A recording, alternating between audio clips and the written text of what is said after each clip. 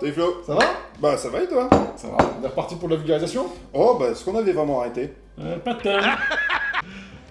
You serious? Et bah aujourd'hui, on va parler de RAM. Oh. Et qu'est-ce que ça veut dire RAM? Alors, de mémoire comme ça, je dirais Random Access Memory. De traduction en français. Ouais, ok, ça veut rien dire quoi.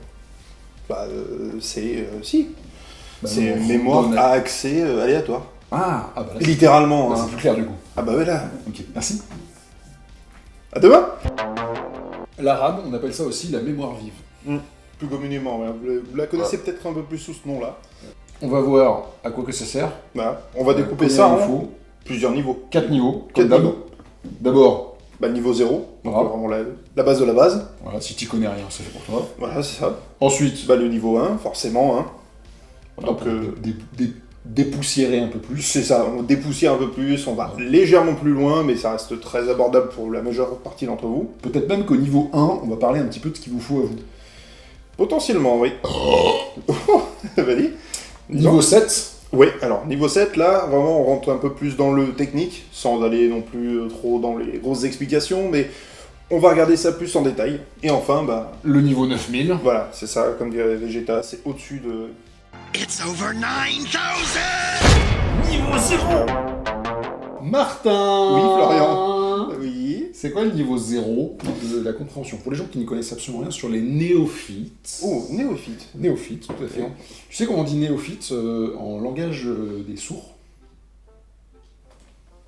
Comme ça, double 0. Double 0. C'était vraiment très intéressant. Donc effectivement, vous l'aurez compris, niveau 0, qu'est-ce que la mémoire vive? Bah, la mémoire vive, ou la RAM, hein, comme on disait juste avant, c'est en gros la mémoire à court terme. Alors, pourquoi on dit à court terme? C'est parce que, tout simplement, comme on a pu le voir sur ta précédente vidéo, la mémoire à long terme, c'est tout ce qui va être notre stockage. Et la mémoire à court terme, à quoi elle va nous servir? Bah, à faire tout simplement plusieurs choses en même temps. C'est ça, on peut dire aussi que c'est les bras. Bah, par exemple, plus j'ai de bras, plus je vais pouvoir faire de choses en même temps. Si je veux pouvoir faire sauter des crêpes, passer l'aspirateur, lire un bouquin et brosser les dents, Des activités qu'on a l'habitude de faire en même temps, bien entendu. tout à fait, avec deux mains, c'est chaud. Voilà. Alors que Ouais. si j'avais 4 bras, Peut-être un peu plus facile. et ben voilà, un petit tour à Tchernobyl et c'est parti. Voilà. Donc ça, c'était le niveau 0. 0. Donc, du coup, maintenant qu'on a vu le niveau 0, bah, forcément, comme on l'a annoncé, on va passer au niveau 1. Et au niveau 1, du coup, quand on parle de RAM, souvent on a tendance à dire « pourquoi ça RAM ?» Et du coup, pourquoi Alors, ça RAM? Il faut déjà partir sur un principe simple. Ce principe simple, c'est que la RAM, elle a une certaine quantité. On verra tout à l'heure 4, 8, 16, 32, 5, 68. Alors 8000, c'est possible dans les serveurs. Mais ça, peut-être on en Ouais, parlera un jour. on en parlera un jour. Ouais, bref. Peut-être qu'un jour on ira dans un serveur. Peut-être qu'un jour on ira voir un serveur pour boire une bière.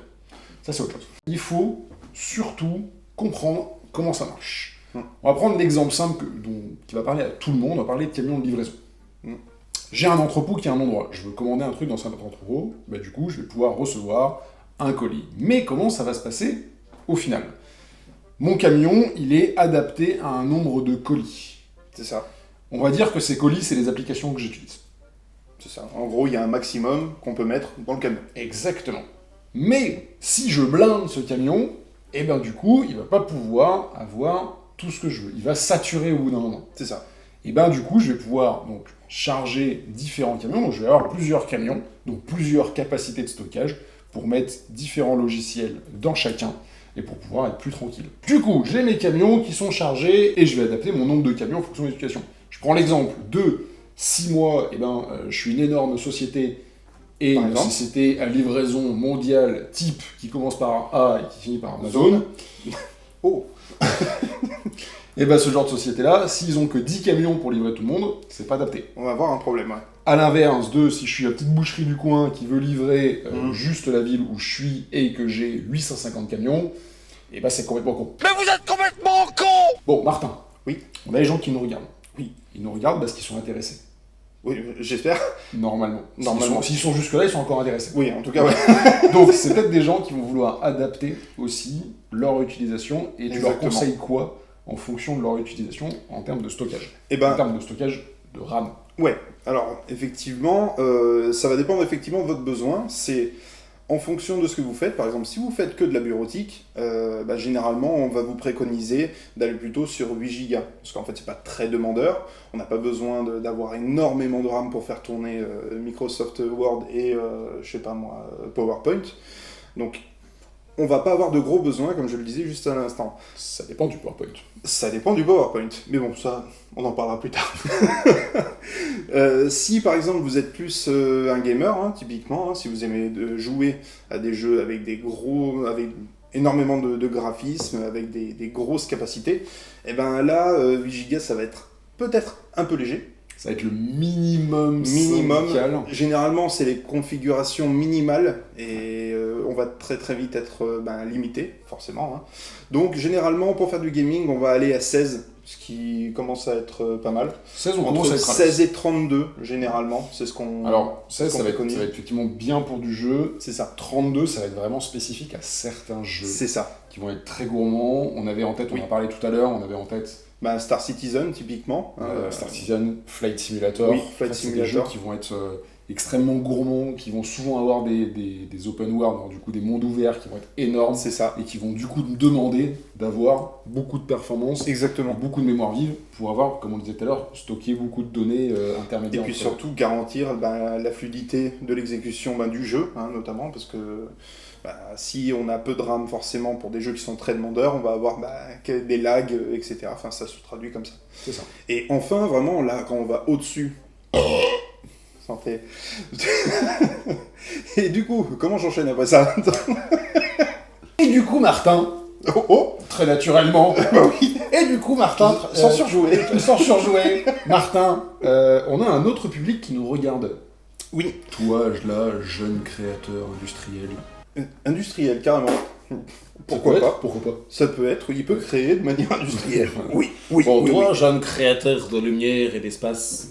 Exactement, comme Flo le laissait entendre, effectivement, il y a une troisième catégorie de personnes, en tout cas qu'on peut identifier clairement, c'est effectivement les créateurs de contenu, dont on fait partie aussi, mine de rien. Mais en gros, pour ces personnes-là, il va y avoir une demande très forte en termes de performance et en termes de RAM. Et c'est là où on va plutôt préconiser justement d'aller au-delà de 16, donc c'est-à-dire 32, voire plus. Parce qu'effectivement, ceux qui pratiquent ce genre de métier le savent, il y a besoin d'énormément de performance. Et effectivement, on a besoin d'énormément de RAM pour traiter les informations beaucoup plus rapidement. Si on prend un exemple simple, si vous êtes un créateur, vous travaillez sur du Photoshop, quand vous avez des calques, tous les calques que vous avez d'ouvert, c'est de la mémoire de la mémoire vive qui est prise. Exactement. Et donc du coup, forcément, ça va se cumuler. Si vous avez du coup Photoshop qui est ouvert, vous avez Adobe Premiere qui est ouvert, vous avez peut-être un aussi petit Illustrator, vous avez plein de choses qui sont ouvertes, toutes ces choses-là vont prendre de la mémoire au fur et à mesure.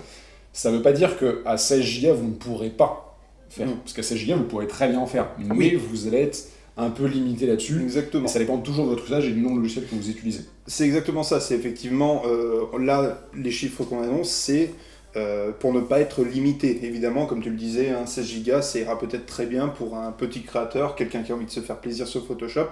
Ça conviendra amplement. Mais effectivement, quand ça devient une activité professionnelle, on a tendance à très vite dépasser les 32 en termes de création de contenu. On a notre ami Sébastien qui lui est entre autres, à 128. Parce qu'effectivement, du coup, en termes de traitement, il fait des trucs absolument énormes. Décoller une fusée. Voilà.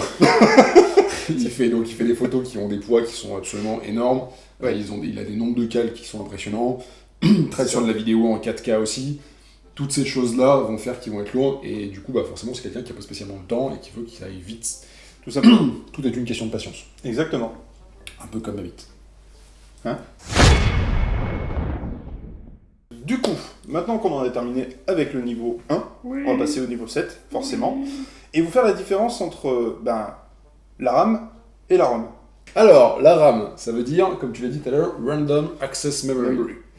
Et ROM, ça veut dire Read Only Memory. Ça veut pas dire grand-chose. Bref. En gros, la RAM et la ROM, c'est votre mémoire vive, et du coup, forcément, quand on oppose une mémoire vive, on a une mémoire morte. C'est ça. Voilà. Pourquoi mémoire vive et mémoire morte? C'est qu'il y en a une qui est volatile et l'autre non. La différence qu'on a entre les deux. Oh, qu'est-ce que c'est? Qu'est-ce que c'est? Dis-moi. La mémoire volatile, c'est une mémoire qui, quand j'éteins mon PC, il n'y a plus rien du tout. Ah! La mémoire morte, c'est une mémoire qui va durer dans le temps. C'est ça. C'est-à-dire que sur mon HDD, sur mon SSD, sur mon stockage, quand j'éteins mon PC, je garde mes données qui sont dessus. Typiquement, hein, si ça partait, vous auriez plus d'OS. Voilà. Et vos photos, voilà, elles seraient parties aussi. Là, vos photos, elles sont gardées. Non, Les photos... photos de main. Ah, photos de marionnette. Si tu Ah veux. Les photos italiennes. Photos italiennes. Des photos, elles sont gardées.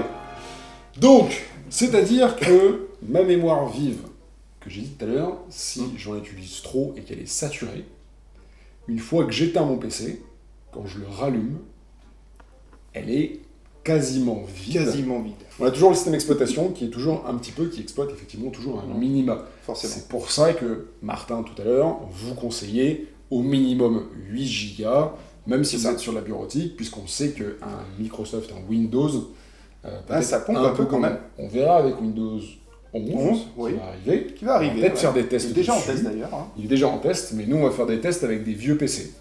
Ouais. Continuez à nous suivre. Voilà. Teaser pour l'avenir. C'est un petit truc comme ça. Oh, le Watch Time et tout, on annonce des trucs en... Truc de ouf. Le Watch Time, on l'a pas annoncé avant, quoi. Non, c'est vrai. Complètement con, ça. Complètement con! Martin. Oui. Martin. Oui. Martin. Oui. Martin. Oui. Martin. Oui. Martin. Oui. Ouais. Look at myself. Oui. Regarde-moi. Oui. Comme on dit en allemand. Ah. Tu dois leur expliquer à eux, de façon simple, ce que je viens d'expliquer sur la mémoire volatile et non volatile. Tu as maintenant. Ok. Très bien. Eh bien, du coup, on va reprendre exactement l'exemple qu'on avait juste avant, c'est-à-dire la livraison de colis via des camions. À la fin de la journée, typiquement, il n'y a plus rien dans le camion. Voilà, tout bêtement. Donc, une fois qu'on a terminé une journée, on arrête tout, on vide le camion, et quand on recommence la journée suivante, on remet des choses dans le camion. Et ça équivaut exactement à là, vous éteignez votre PC, il n'y a plus rien dans la mémoire vive, vous le rallumez, et on repart. Tout simplement. Je crois que c'est assez simple. Ouais. Là, c'est très simple. Si vous n'avez pas compris, dites-le dans les commentaires et on fera une autre vidéo. Ou pas. It's over 9000! Maintenant qu'on sait à quoi sert la RAM, on va parler des specs, tout simplement, on va aller un peu plus en profondeur. Pour la majorité d'entre vous qui a déjà entendu parler de la RAM, on vous a certainement parlé de fréquence. Et cette fréquence, on vous l'a exprimée en mégahertz, le plus généralement. On connaît les mégahertz. Ouais, en fait, tout simplement, on en avait parlé déjà il y a un petit moment, dans une des vidéos que j'ai fait notamment. Hein. C'est la troisième ou quatrième vidéo où on en parle, je crois. Ouais, je crois à peu près. C'est un truc récurrent. Hein. Mais concrètement, il y a deux notions qu'il faut retenir au niveau de la RAM. C'est effectivement la fréquence, exprimée en mégahertz. Donc là, c'est vraiment la vitesse de traitement des différentes informations. Et il y a le temps de latence, donc le CAS ou le CL. Voilà. Et ça, c'est le délai de traitement de l'information. Voilà, tout simplement. C'est les deux notions qui sont vraiment à retenir. Et forcément, plus vous avez une fréquence élevée, plus vous allez traiter l'information rapidement. Alors après, il faut bien prendre en compte, et ça, on va le voir, mais que les deux sont ultra importants. Oui. Mettons-nous En situation. Même bien vu, centre automobile référent de la navigation sur terre et sur mer. Bonsoir. Motocycliste, autocycliste et pédalocycliste. Qu'est-ce que tu sais me dire sur la distance d'arrêt? Alors, pour moi, la distance d'arrêt, c'est à partir du moment où on voit l'obstacle et au moment où on a freiné et on s'arrête complètement. Je suis pas sûr de ce que je dis, mais à mon avis, je suis pas dans le faux. Ouais, mais c'est pas mal le bouffeur d'érable, mais c'est pas tout à fait ça. Je vais te lire ce que c'est exactement. Hein. Bon, alors, qu'est-ce que c'est? C'est pas violent, Chris! Ferme ta gueule. Alors, La distance d'arrêt est la distance que parcourt le véhicule entre le moment où le conducteur perçoit un obstacle et le moment où le véhicule s'immobilise. Tu vois, avec des mots en français, c'est quand même déjà plus sympa. C'est pas sympa. En plus de la distance de freinage, la distance d'arrêt comprend la distance parcourue pendant le temps de réaction. Voilà, c'est ça qu'il faut retenir. Bon, ça va? Ok. Qu'est-ce que c'est? Bon, on est d'accord que le jeu d'acteur reste un peu à désirer. Oui. Maintenant, ce qu'il faut retenir de ça, c'est que la latence et la vitesse sont deux points très importants Exactement. qu'on peut comparer à la distance de freinage C'est et ça. la distance de réaction, qui fait la totalité de la distance d'arrêt. C'est ça. Donc, en gros, quand tu choisis de la mémoire vive, il faut prendre en compte le côté fréquence et aussi le côté délai, les CAS ou les CL. Voilà, il faut prendre les deux en compte. Ne me dis pas juste je dis 4000 MHz, je suis super content, voilà. Et à côté, tu as un CL de 22 parce que c'est de la merde. Il faut prendre en compte les deux. Donc, un bon CL, plus ou CAS, plus le chiffre est bas, C'est ça. plus tu as une bonne réactivité, et la fréquence, plus c'est haut, mieux c'est. Mais faites un Exactement. ratio entre les deux. Voilà. On va vous mettre un tableau juste maintenant, en conséquence de mes mégahertz et de mes CL, et voilà, au moins, j'ai tout. À peu près. T'as Voilà. surtout un gros problème de colère. Non, ça va, écoute, ça arrive pas sur Tout. sur toutes les vidéos, c'est un peu... Non. Ça va, c'est Non. une façon à moi de m'exprimer, parce qu'il faut bien qu'ils Ça fait combien comprennent. de temps les qu'on gens. les a pas vus? Franchement, je saurais pas dire depuis 2 semaines. Non. Merci de nous avoir regardés, salut!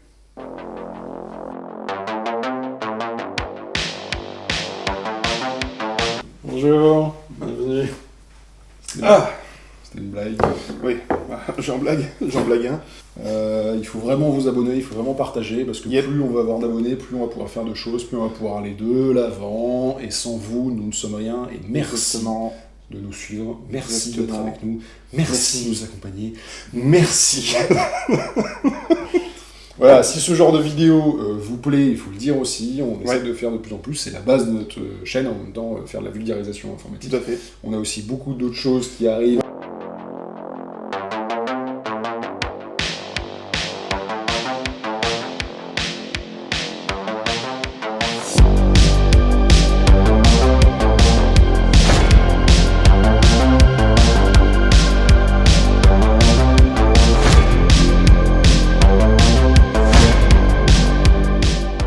Ça, c'est un Saint-Félicien de la mer Échard. Oh, buddy. Alors, pour piquer des hannetons. Bon, ça